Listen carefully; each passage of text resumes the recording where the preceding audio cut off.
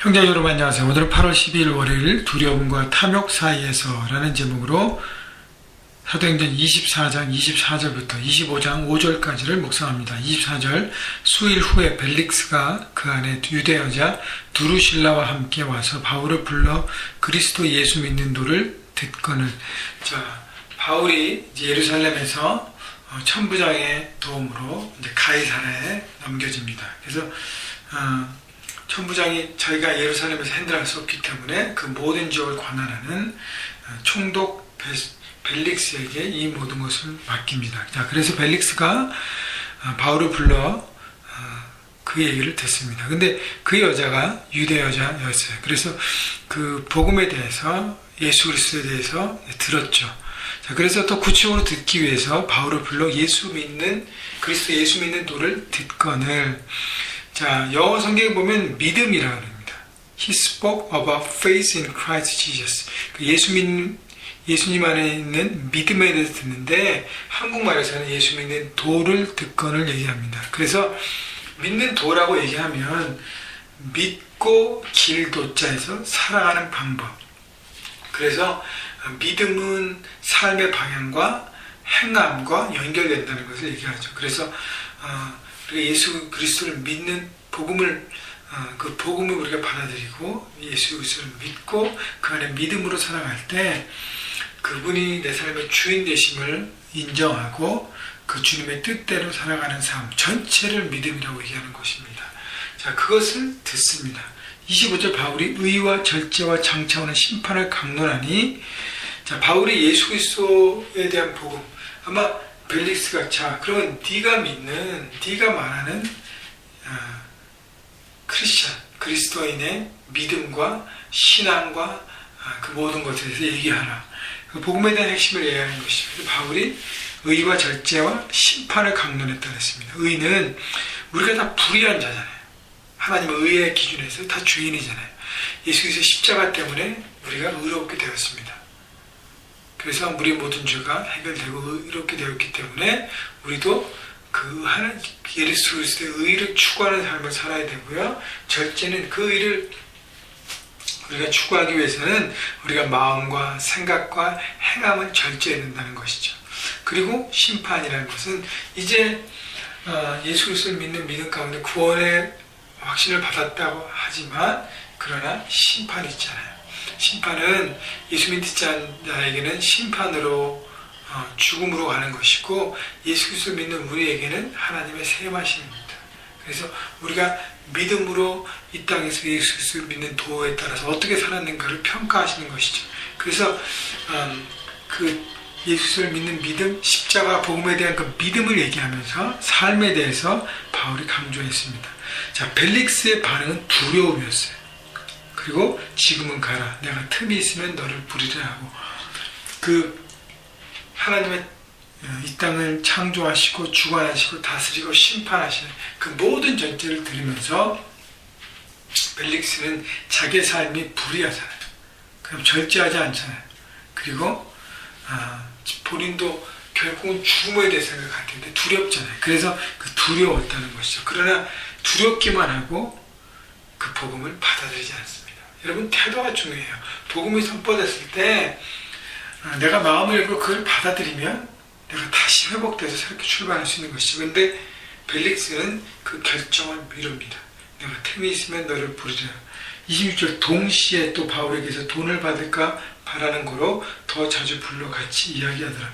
내가 한 번 이 말을 받아들이면 더 이상 이 복음을 들을 수 없으니까, 그러면 바울의 문제를 해결하고 릴리스 해주면 더 이상 바울로부터 이익을 취할 수 없으니까 어떻게 해요? 바울을 다시 가게 하고 자주 불러서 계속적으로 바울의 복음과 신앙을 들으면서 결정을 하지 않습니다. 이유는 뭐냐면 돈을 받을까, 바울로부터 뇌물을 받을까 하는 거예요. 지금 예루살렘에 있는 유대 지도자들은요, 어떻게 하든지 총독에게 뇌물을 줘서 이 모든 것들을 자기 뜻대로 해보려고 아마 안간힘을 거예요. 그러나 이 바울이 로마 시민이고, 그 다음에 자기 볼 때도 바울에게 죄가 없기 때문에, 그러나 그냥 풀어주기에는 너무 이 바울이라는 인물의 어떤 영향력이 크기 때문에 또 많은 사람들이 이 바울에 대한 부분들을 권면하고, 그래서 바울을 통해서 큰 뇌물을 받을 것을 기대했다는 것입니다. 자, 그래서 이 벨릭스는 정말 세상 중심에 있는 사람이에요. 돈을 밝히고 자기 자리를 지키려고 하는 그 모습들. 27절 이 태가 지난 후 보르교 베스도가 벨릭스의 소임을 이어받으니 벨릭스가 유대인의 마음을 얻고자 하여 바울을 구류하여 두니라. 이 태라는 것은 2년이 지났다는 거예요. 그러니까 벨릭스는 또 하나 유대인들의 지역을 관할하는데, 유대인들의 지도자들은 이들의 마음을 얻지 않으면 통치하고 하는 거에, 또 많은 뇌물을 받는 거에 지장이 많기 때문에, 그래서 바울의 신병을 계속적으로 지키면서 이게 딜을 한 것이죠. 무려 2년 동안 끌었다는 것입니다. 벨릭스는 이만큼 불의한 지도자였어요. 2년 동안.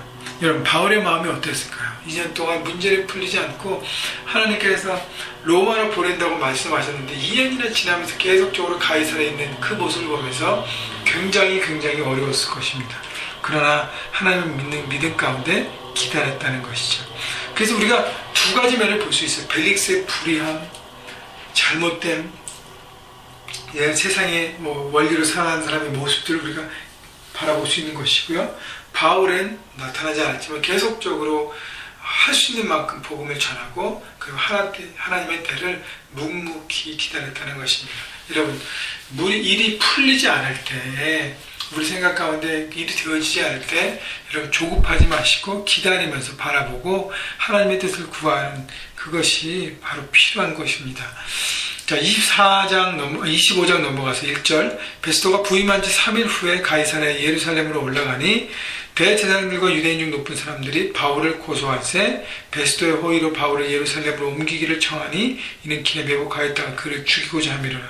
자, 새로운 총독이 이제 왔습니다. 벨릭스 다음에 베스도라는 총독이. 그래서 베스도는 부임하자마자 이 사건을 알고 빨리 처리하려고, 왜냐하면 2년 이상 동안 전 총독이 끌었잖아요.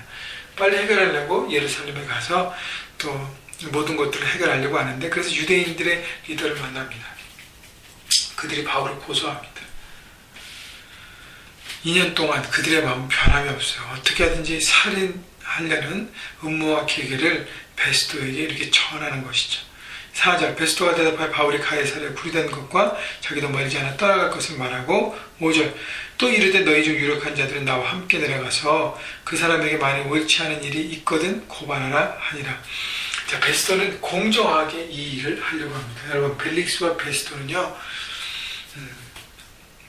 불의한 리더와 그 다음에 공정한 리더로 나눌 수 있습니다. 자, 그래서 베스도는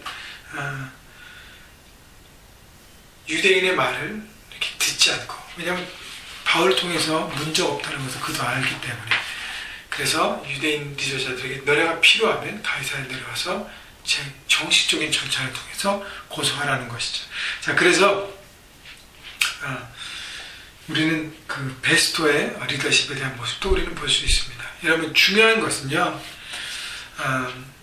벨릭스의 우리가 모습을 보니, 먼저 총독 2년 동안 일을 끌어가면서 바울에게 돈을 받을까 하고, 또 유대인의 마음도 살려고 하고, 어떤 그 기준 없이 사람들의 마음만 이렇게 해서 자기 이익과 이권만 취하려는 것이 바로 세상의 모습입니다.